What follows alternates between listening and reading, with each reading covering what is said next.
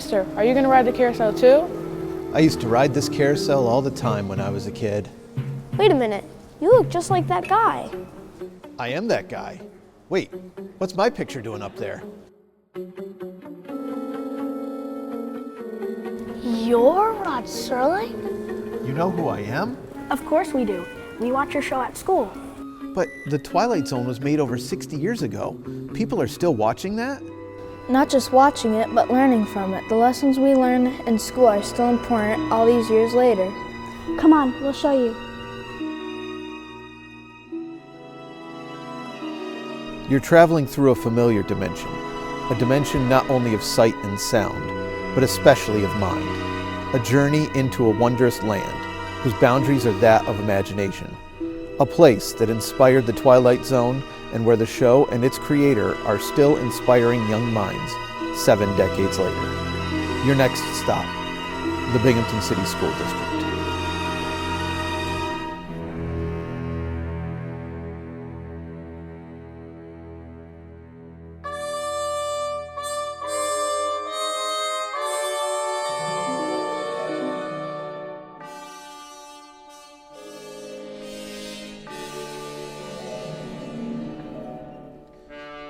My old high school theater. It's good to be back.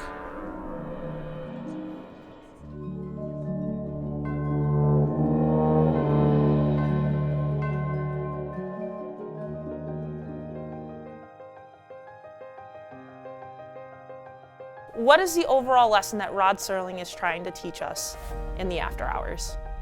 Yep, Quincy? Sometimes people can get you to do things that you don't want to do. And you can't let them change that about you because whatever you are is you. You are true. And sometimes you gotta let that slide. You can't let people do anything. Perfect, right? We talked about that idea of gaslighting, we talked about the idea of peer pressure, right? You guys have to be who you are, right? You know who you are and your morals that exist in you. And so you guys have to make that decision to follow what you believe. In the episode, The Lonely, we've been discussing how loneliness can lead to other negative health issues. What other lesson was Rod Serling trying to convey? Lily, what are you thinking? The other message in the episode was compassion. Alan B. was compassionate to Corey by giving him Aliyah, so he wasn't lonely anymore. We should be compassionate towards others. We all know that Rod Serling always had an underlying message for society in his episodes. What do you think in Eye of the Beholder was Rod Serling's underlying message? RJ.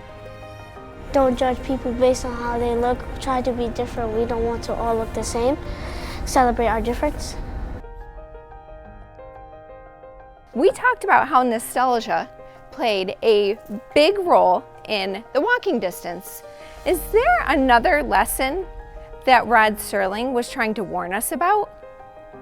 Maybe Rod Serling wanted to tell us to that it's okay to look at the past, but try to not put your mind on it, because if you do, you're gonna miss out of the great things that happen every day in your life. It's like saying enjoy your life. I'd like to thank you for sharing the episode with me, but my question is, who are the real monsters on Maple Street? Cassie, what are you thinking? The real monsters in the episode are all the people in the neighborhood. They are making assumptions and reacting out of fear. People can make wrong choices when they're afraid. In People Are Alike All Over, we know that Tina disagrees with the way that they're treating Conrad. So how do you think Tina feels about the way they're treating Conrad, and can you connect it to any experiences in your life? I understand how she feels because she disagrees with how he's treated. It's hard to see someone treated badly, and it doesn't feel good to treat people badly. We all deserve respect. All right, guys. So as our final project for our Rod Serling lessons and the Twilight Zone lessons, you guys all made birthday cards for Rod Serling's 100th birthday.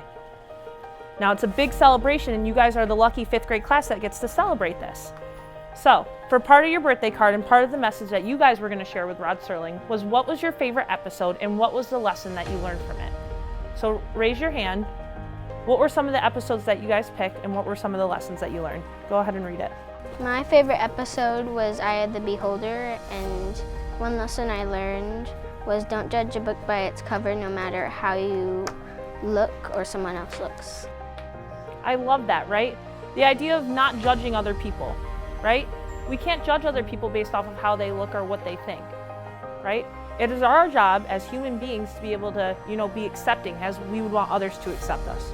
All right, guys. So in honor of Rod Serling's 100th birthday, we're gonna have a little birthday celebration for him because we made all these nice cards, and we're gonna go have some cupcakes. How does that sound? Yeah. Woo! Let's do it. Happy birthday to you. Happy birthday to you. Happy birthday, dear darling. Happy birthday to you.